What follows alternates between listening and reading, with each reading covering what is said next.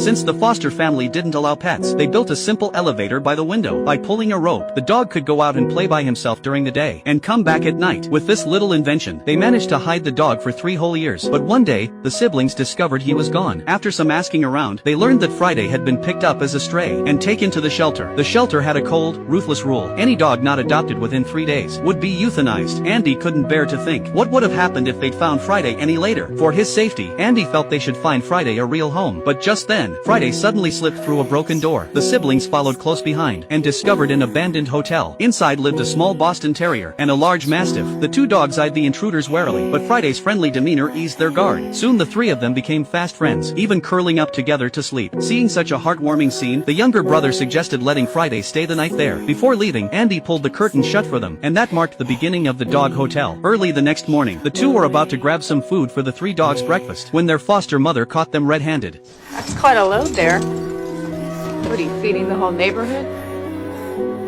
The foster mother pulled some leftover mush from the fridge and locked the cupboard. Life under someone else's roof was never easy, but all they could do was grit their teeth and endure. Just then, anxious, low growls came from afar. The noise caught the neighbors' attention, and also drew the shelter workers. They hurried upstairs, and found that it was the Mastiff. Because the curtains were drawn and he couldn't see outside, he was pacing restlessly by the window. The curtains weren't just blocking the morning sun, they were blocking his entire connection to the outside world. The dog's pitiful whimpers tugged at the siblings' hearts. They quickly offered the breakfast they'd saved, only to find that even the dog wouldn't eat it. The younger brother suggested getting some dog food for Lenny and Georgia, but Andy was shocked when she heard him give the dogs names, because a name was never just a casual label. Once you named them, you'd form a bond, and they couldn't even protect Friday. How could they take care of other dogs? Besides, the hotel belonged to someone else. Going in and out was trespassing. If the foster family or the police found out, the 2 of them would be forcibly separated. But no sooner had she said that, than Friday came back with his favorite cushion, acting as if he'd already made the place his home. Watching this, Andy fell silent. Maybe letting Friday stay there wasn't such a bad idea. At least he wouldn't have to worry about being taken to the shelter. She told her brother to stay and watch over things, and she went to the pet supply store. But the prices made her worry. The chain she had couldn't even buy the cheapest bag of dog food. Just as Andy was at a loss, a friendly store clerk walked over, and told her with a smile that for one dog, a small bag would do. To avoid giving herself away, Andy lied and said she actually had 3 dogs, that her parents loved dogs, and that they had a big yard at home. Hearing that, Jack's eyes lit up. Thinking Andy was a dog lover, he took her straight to the back warehouse. There were 3 dogs there that had been abandoned by their owners. Jack said they all had their own lovable flaws. A bulldog that loved to destroy things, chewing everything in the house to pieces. An energetic border collie that never listened to commands. And a reclusive Chinese crested dog that always hid in corners, and wouldn't let anyone near. Jack asked if she could temporarily take them in. He would take care of the dog food. Andy gladly accepted. Nervously, she brought Jack to the hotel. She thought he might be put off, but to her surprise, Jack thought the place was really cool, and decided to join them on the spot. Just then, another store clerk followed the trail and found them. She loved dogs too, and was great at taking care of them.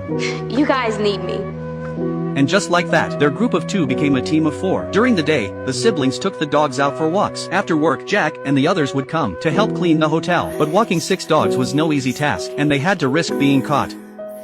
After one close call, they no longer dared take the dogs outside, but with nowhere to burn off energy, the dogs just ran wild inside the hotel. After all that chaos, everyone collapsed on the floor in exhaustion, but the kids weren't stumped. They hauled some old treadmills out of the hotel, tied Bones to the front, and the dogs, eager to get the treats, kept running on the treadmills. The walking problem was solved that easily. Next, the younger brother rigged up a timed feeder, portioning the food and setting the timer, so it would automatically dispense at mealtime. It was convenient and hassle-free. After a few days of observation, they noticed the dogs all liked to pee by the pillar, so they designed a multifunctional post for them. After the dogs did their business, stepping on the tray in front would trigger a spray of water to clean up, clean and hygienic. And to deal with the poop problem, they came up with a brilliantly creative solution, a fully automatic toilet. The whole idea was to make sure that when no one was around, the dogs could take care of themselves. As the hotel got on track, they welcomed a 5th member. The younger brother also brought back a 7th dog. He told the others that while looking for materials at a scrapyard, he'd found a poor Doberman scavenging for food there, so he brought it back.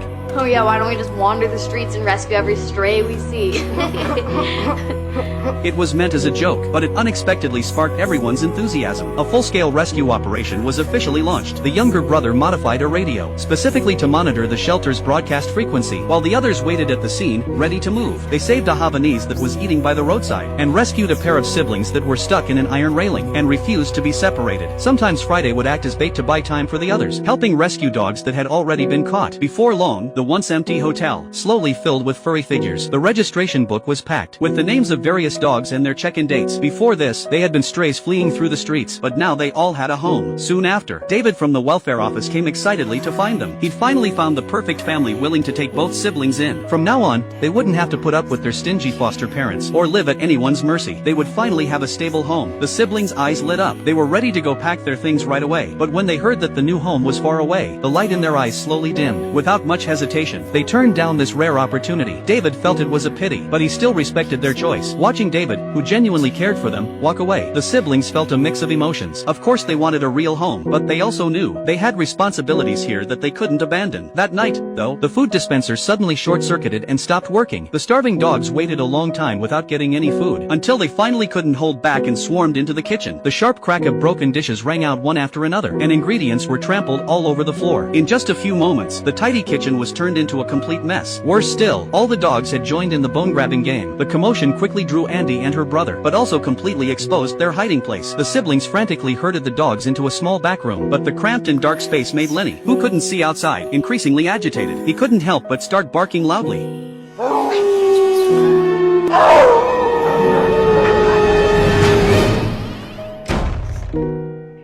In the end, all the dogs were taken away. Even Friday didn't escape. The younger brother's cries were heartbreaking, but his small body was no match for the adult's grip. After the dust settled, the foster family no longer wanted to keep the siblings. The two of them were about to be sent to different places. The overwhelming grief of parting flooded over them like a tide. The home they'd worked so hard to piece together had finally fallen apart. David was also filled with mixed emotions. He went alone to the abandoned dog hotel. The empty room held only scattered dog hair and that registration book. The dense handwriting recorded every dog's name, the date they arrived, and the reason they'd been rescued. Only now did David fully understand. This wasn't just an abandoned hotel. It was a home that the siblings had fought tooth and nail to protect. But the dogs had all been caught, and the 72-hour countdown was ticking. The rule had been meant to ease the shelter's overcrowding, but now it had become a death sentence for countless strays. Just as despair was spreading, Friday suddenly broke free from his leash. Clever as ever, he pretended to still be restrained, and the moment the people stepped out, he bolted with all his might, sprinting toward home. But when he rode the elevator up to the windowsill, the room was empty. Even the familiar sense had nearly faded away. Friday's ears drooped. His heart, once full of joy, was now shattered with disappointment. But the pet supply store became his only hope in this desperate situation. Just as Andy was drowning in sorrow at her new home, she suddenly heard a familiar bark. It was Friday, and Jack had come too. Together, they found her brother. The joy of reunion softened the bitterness of separation. But the most important thing now was to save the dogs. Jack said there was a shelter outside the city that didn't euthanize, and if they could get the dogs there, they'd be safe. Soon, the team members gathered at the shelter entrance. They split up according to plan. One person ran to the front and shouted fire to lure the staff out, while the siblings snuck in through the back. Jack was in charge of driving, ready to provide backup at any moment. If something unexpected happened, Mark would step in. Of course, the dogs weren't idle either. Before long, dozens of dogs, led by Friday, poured out of the shelter in a frenzy. Their little legs ran as fast as they could, chasing after Jack's car in a wild dash. The dust cloud behind them was filled with the joy of freedom. The spectacle of the dogs' escape went viral in no time. But Friday suddenly remembered that his favorite cushion was still at the dog hotel. Without a moment's hesitation, he turned and ran straight toward the hotel, with all the other dogs chasing after him, completely ignoring his siblings' anxious calls from behind. But just as the dogs stormed through the hotel entrance, the piercing wail of sirens closed in. Police, media, and shelter workers had surrounded the place. The siblings' eyes welled up with desperation, but all their struggles were in vain. Just when all hope seemed lost, David stepped forward with the registration book in hand. I'm responsible for these kids, and I know what they did was wrong. But I gotta tell you, I wish I had the guts to do what they did.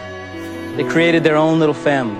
Then David opened the registration book and read out each dog's name, one by one, along with their check-in dates and the reasons they had been rescued. And the dogs whose names were called, as if answering a roll call, ran up onto the steps one after another. No one was turned away when they needed a home. Nobody was abandoned when they were looking for a family. Are you really gonna tell me that we're gonna just abandon them now? The words silenced the crowd. The accusations of illegal sheltering, the judgments of irresponsibility, all of them dissolved in the face of those clumsy yet heartfelt records. People finally understood that this wasn't a prank. It was two children, shortchanged by fate, doing everything they could to give homeless dogs a place to belong. And David had also been changed. I have found some real parents that might be willing to adopt. See, the mom is excellent. She's a teacher, so she's really great with kids. And he cannot cook to save his life. And he shouts during football games like the players can actually hear him. But he has a great heart. Do they like dogs? We love dogs. The siblings finally had a home that wouldn't fall apart, a home where they'd never have to worry about being sent away again, never have to drift from place to place. At the end of the story, that secret-filled abandoned hotel reopened with donations from the whole city. It had been completely transformed into a genuine pet-friendly hotel. The dogs that had once wandered the streets all found jobs there. Every little dog had found their purpose and their place. The hotel had a full adoption center and was equipped with all kinds of pet entertainment facilities, from a safe haven secretly built by 2 children to a paradise guarded by an entire city. The kindness of young hearts had grown into the warmest possible ending.